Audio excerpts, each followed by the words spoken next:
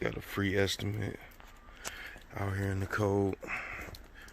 See what we got going on back here. Couldn't really see it through the pictures, but shit, really can't even see through all this snow.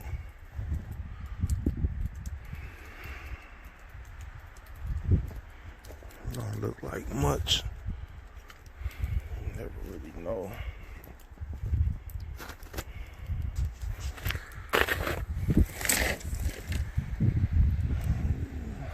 Mattress seem to be like the heaviest thing.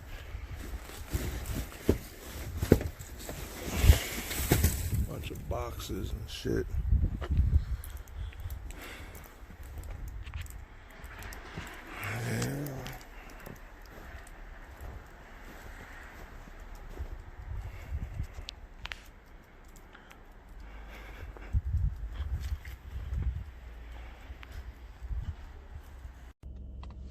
YouTube family, my junk family, junk entrepreneurs, what up, though? It's Mr. AMG, man. Out here, man, giving them free estimates, man. Locking them bids in, you feel me? And I was able to secure that one right there, man. So, yo, advertisement is paying off. Word of mouth is paying off. Life is good. You know what I mean? For real, for real. Yo, so I wanted to talk to everybody out there, man, about estimates, man, and placing bidding on junk removal jobs and the pricing and all of that and how that go. Before I do that, smash that like button, drop a comment, share, subscribe, do all them things for me. Feel me? Help YouTube and the algorithm, man, continue to get the videos out to people that's interested in the junk removal, dumpster rental business. All right, with that being said, when you're giving free estimates, man, understand that you're not going to secure every job that you go give an estimate. It's just not going to happen. Somebody might find somebody a little bit cheaper than you, you know, or they might just end up doing it themselves after you leave. You know, you never know. It's just a lot of different reasons as to why you might not be able to secure that bag on that one right there. But just stay with it. You know what I mean? And if you're having a hard time with pricing when you're giving free estimates, what you want to do is which I found to help me was I would go out in most cases if it was, you know, close enough where I didn't mind traveling to it to give an estimate. I would go out, take pictures of it, and I would send them pictures to people I know that's doing junk removal. So for me, I would send them to my cousin, you know, and he'd get back to me. And then there would be times where, you know, I had no idea what was going on, and the customer on the phone would just describe to me what they have. You know what I mean? And simply I would just call like the big dogs, like 1-800-GOT-JUNK or Junk Kings or any of them big companies, man, and just ask them, you know, what they would charge for something like that, just to get a rough idea. You know what I mean? And then I would go back and present that estimate to the potential customer. Again, you don't secure all of these jobs. That's just how I go. But, you know, we looking to secure at least, for me, possibly if I can secure at least 3 out of 5 of them, you know, that's a good ratio for myself. You know, but you will get people that will waste your time when they come to giving these estimates. You know what I mean? And a lot of them will waste your time simply on the phone because they'll have you feeling like they got stuff ready to go.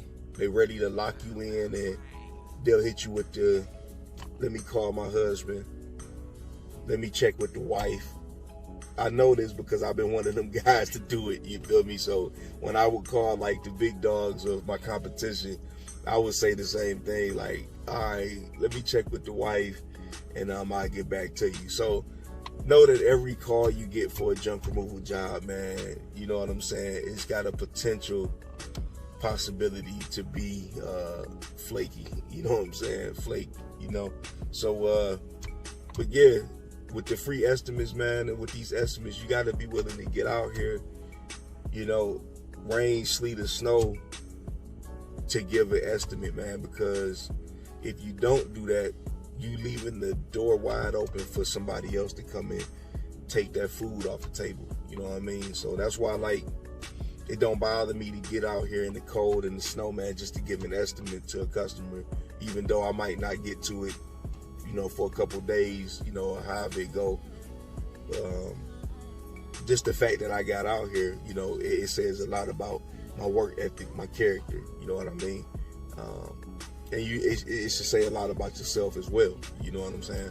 There's gonna be times, man, you don't even feel like getting up just to go give an estimate because you ain't for sure you got the job or not, but get up and go get that estimate because you never know who you're dealing with, you know? That estimate that I just gave that you guys just seen, that customer, I believe works for like a property preservation type of thing or something like that. Long story short, they got a lot of houses, a lot of jobs and stuff like that, and they're looking for somebody to do what I do. You know what I mean? Also, he was asking for a W-9, which was new.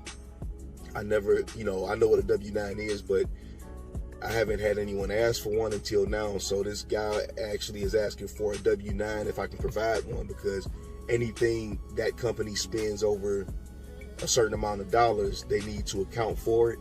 So you learn something new every day, man. So if anybody know about a W-9 and you know what I should be doing with a W-9, drop a comment, let me know, because I'm reading up on it.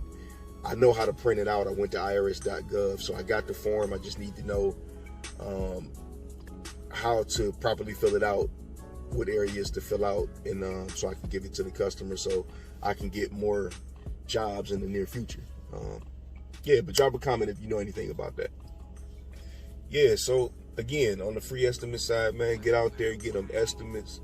Understand you ain't gonna secure every job, you know what I'm saying? But as you get better with your pricing, you get a little bit more confident, comfortable in your delivery, it'll just flow. You'll be able to pull up and just see things and know exactly what's a quarter load, what's a half load, etc. I'm getting a little bit better with it. As y'all know from my previous videos, I'm not that good when it comes to pricing junk removal jobs. So I still, you know, outsource those pictures to my cousin. I have a price in mind, but I just like to cross-reference with him to see what he think, and then that let me know if I'm getting a little bit better with my eyesight, my eyeballing when it comes to this. You know, so I'm getting a little bit better with it, man, and that's what's up. So I look forward to growing in that area. So don't be discouraged if you missed out on a few jobs because your prices were a little bit too high, or if your prices were too low and you did get the job and you realize later that, you know, you probably didn't profit as much as you could have. You know what I mean? It's just how it go. You win some, you lose some.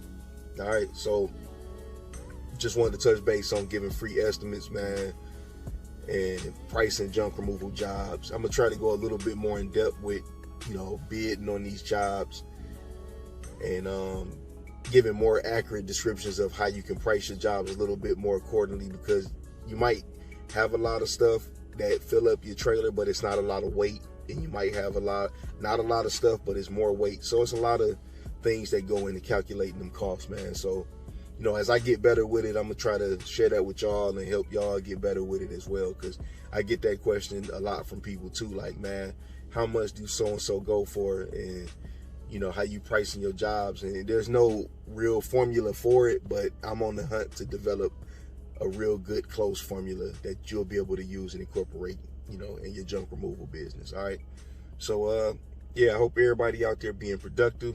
I'm gonna check y'all out again on another video. Stay safe. Peace.